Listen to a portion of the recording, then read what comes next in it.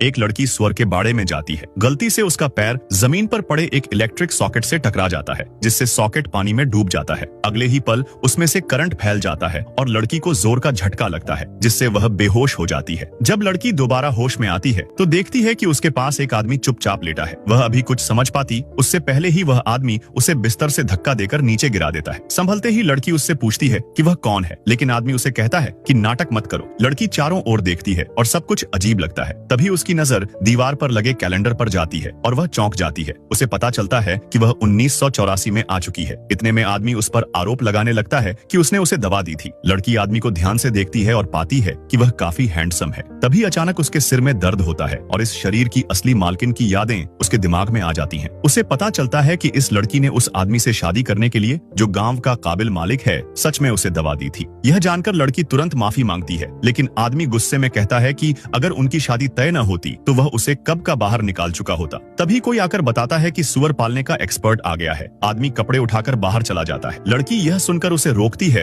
और कहती है कि वह भी सुअर पालने की एक्सपर्ट है, लेकिन आदमी उस पर भरोसा नहीं करता और उसे घर में रहने की चेतावनी देकर चला जाता है। लड़की आईने में खुद को देखती है और समझ जाती है कि उसका हुलिया कितना खराब है। वह खुद को ठीक से तैयार करती है और फिर बाहर घूमने निकलती है। बाहर वह देखती है कि पड़ोसी के घर के सुअर बहुत दुबले हैं। 21वीं सदी की सुअर पालन एक्सपर्ट होने के कारण वह मदद करना चाहती है, लेकिन पड़ोसी उसे चोरी करने वाली समझकर भगा देता है। तब उसे पता चलता है कि गांव में इस शरीर की मालकिन की छवि कितनी खराब है। इसी समय वह आदमी आता है और सुअर पालने के एक्सपर्ट से मिलने जाता है। लड़की भी साथ चलती है। वहाँ वह देखती है कि एक्सपर्ट गांव के सुअरों को कच्चा मक्का खिला रहा है, इसलिए सुअर बड़े नहीं हो रहे। लड़की आगे आकर कहती है कि उसके पास ऐसा तरीका है जिससे सुअर ज्यादा खाएंगे और मोटे होंगे, लेकिन कोई उस पर भरोसा नहीं करता। आदमी भी उसे रोकता है। तब लड़की आग जलवाकर मक्का और घास को उबालती है और वह खाना एक छोटे सुअर को खिलाती है। सुअर उसे तुरंत चाव से खाने लगता है। यह देखकर गांव वाले हैरान रह जाते हैं। तभी एक औरत आकर बताती है कि गांव की इकलौती मादा सुअर को बच्चा जनने में परेशानी हो रही है। एक्सपर्ट ऑपरेशन की बात करता है, लेकिन लड़की कहती है कि वह मादा सुअर की डिलीवरी करा सकती है। लोग भरोसा नहीं करते, लेकिन आदमी जिम्मेदारी लेता है। लड़की अंदर जाती है और मादा सुअर की डिलीवरी सफलतापूर्वक कराती है।